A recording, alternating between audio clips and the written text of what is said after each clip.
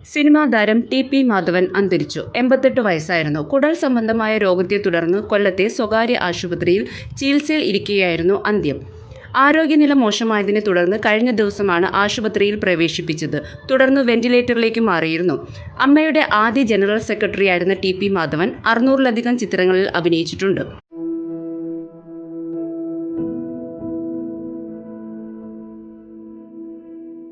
പത്തനാപുരം ഗാന്ധിഭവൻ അന്തേവാസിയാണ് കഴിഞ്ഞ 8 വർഷമായി ടി.പി. മാധവൻ.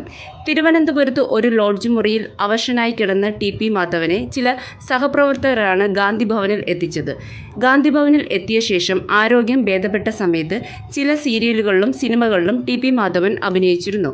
ഇതിനിടെ മറവി രോഗം ബാധിക്കുകയും ചെയ്തിരുന്നു. 1994 മുതൽ 97 വരെ താരസംഘടനയായ അമ്മയുടെ ജനറൽ സെക്രട്ടറിയും 2000 മുതൽ 2006 വരെ ജോയിന്റ് സെക്രട്ടറിയുമായിരുന്നു. പ്രശസ്ത അധ്യാപകൻ പ്രൊഫസർ N.B. പിള്ളയുടെ മകനാണ് ടി.പി. മാധവൻ. തിരുവനന്തപുരം വഴുതക്കാട് സ്വദേശിയാണ്. ബോളിവുഡ് സംവിധായകൻ രാജകൃഷ്ണ മേനോൻ മകനാണ്.